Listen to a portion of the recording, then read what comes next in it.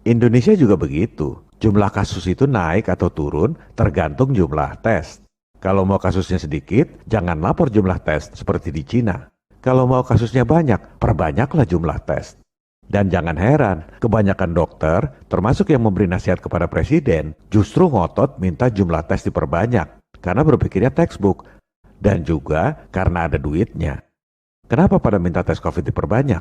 Duit. Sweeping tes COVID, duit. Hasil tes positif, masuk rumah sakit, duit. Kalau mati, kubur protokol COVID, duit lagi. Inilah hebatnya godaan setan. Sekarang kita bandingkan kasus COVID Indonesia dan Amerika. Grafik merah itu Amerika, grafik hijau itu Indonesia. Dihitung per 1 juta penduduk, kasus COVID di Amerika jauh lebih tinggi dari Indonesia. Tapi tetap aja, di saat Indonesia dilarang mudik tanggal 6 Mei lalu, di Amerika tanggal 16 Mei pada nonton UFC tanpa masker. Itu kalau di Indonesia pasti pada nyinyir dengan fantasi, awas nanti ada klaster UFC. Kita adalah korban kebodohan dan ketakutan kita sendiri. Di Houston itu bebas karena gubernurnya memang cabut aturan wajib masker dan pembatasan bisnis. Padahal kasus COVID-nya jauh lebih tinggi dari Indonesia. Inilah contoh gubernur yang memikirkan rakyatnya, bukan gubernur pencitraan seperti di negeri overacting. Kalau diperhatikan, belakangan grafik kasus COVID di Amerika turun lumayan drastis. Apa sebabnya? Jangan ngarang, kita lihat data jumlah tes.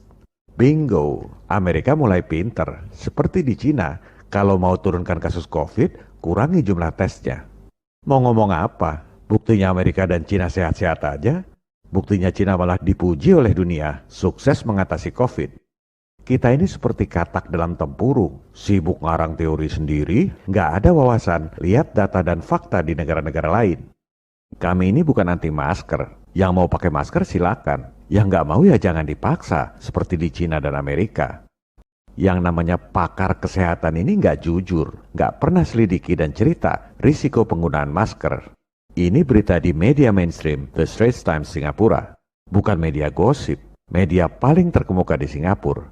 Mereka jujur beritakan fakta bahwa setelah 12 jam digunakan, ada begitu banyak bakteri dan jamur di masker yang Anda gunakan.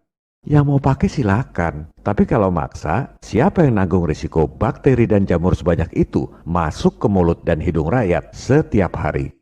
Kepada para pemirsa, kondisi akan semakin memburuk kalau rakyatnya diam saja. Pemerintah baru akan gerak kalau ada desakan dari rakyat. Jangan harap ada perubahan kalau tidak lakukan apa-apa.